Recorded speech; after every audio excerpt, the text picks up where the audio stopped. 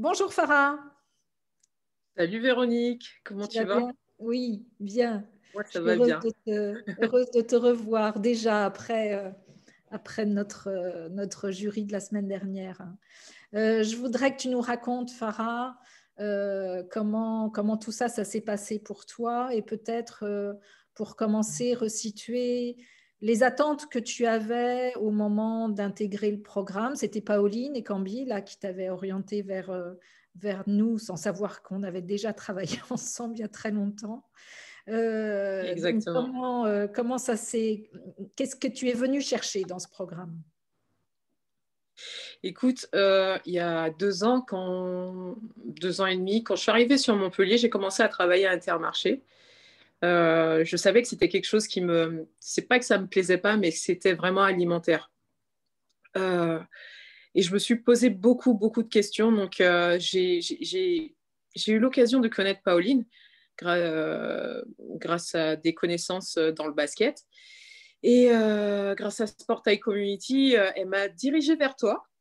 Et oui, il s'avère qu'on avait déjà travaillé ensemble il y a quelques années de ça.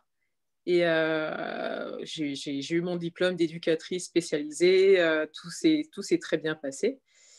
Et sauf que là, je ne savais plus du tout où j'en étais et j'avais besoin de me restituer, me concentrer sur mon avenir, clairement, parce que je suis en fin de carrière sportive.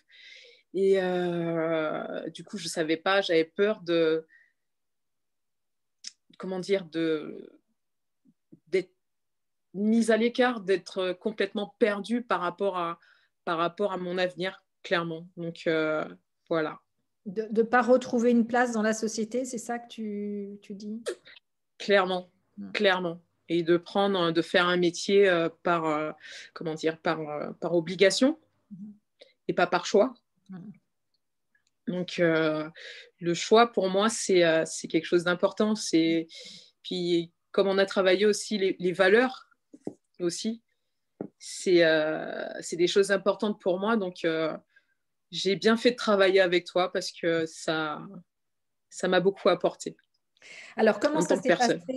comment ça s'est passé pour toi, tout l'accompagnement? Ça a été assez long parce qu'il a fallu aussi se caler avec ta préparation des échéances sportives, avec ton travail, avec ta blessure. Donc, on a dû composer avec tout ça.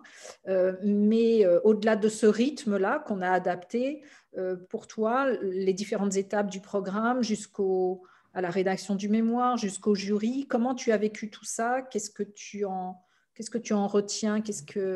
Comment ça s'est passé pour toi? Comment tu l'as vécu? Écoute, je l'ai vécu simplement. Je ne l'ai pas pris avec pression ni quoi que ce soit. En plus, tu ne me mettais pas la pression. Tu es quelqu'un d'assez souple. Donc, moi, par rapport à ça, je me sentais bien. C'était difficile pour moi de me replonger dans un mémoire, à savoir ce que je voulais me dire. Et mon petit chat à côté. De me dire qu'il fallait que je fasse telle ou telle chose, lire tel ou tel livre. Donc, c'était quelquefois compliqué parce que je travaillais, j'allais à l'entraînement et je savais qu'il fallait bosser aussi ce côté-là. Mais on n'a rien sans rien. Donc, tu m'as poussé. Il fallait que je le fasse aussi. Et sans regret, je suis contente de l'avoir fait, de l'avoir terminé et surtout d'être passée au jury. Au jury, j'étais stressée. Et d'ailleurs, je suis vraiment contente de vous avoir rencontré en direct, en vis-à-vis, parce que avec le Covid, c'était un peu compliqué. Je sais que les candidats juste avant moi, ils ont été en visio. Du coup, voir d'autres personnes sortir du contexte cette maladie, en fait, ça m'a fait du bien. Et ça s'est très, très bien passé au jury. J'étais très stressée, mais tout s'est très bien passé. Ben, Je les membres pensais, du jury ont été impressionnés par ton parcours, ont été impressionnés par tout ce que tu as réussi à en dégager. Je pense que tu as reçu aussi leurs compliments, leurs commentaires, leurs propositions, leurs suggestions avec intérêt. C'était chouette aussi pour toi cet échange-là. Complètement. Complètement, complètement. J'ai été interpellée et j'ai beaucoup discuté après, après le jury, après ce moment de jury avec vous, avec les jurys. Et ça m'a confortée et dans mon choix de reconversion. Donc, c'est vraiment cool de vous avoir vu face. Tu as eu Isabelle qui t'a confirmé que ton choix d'aller dans la dimension commerciale d'une activité pouvait très bien te convenir.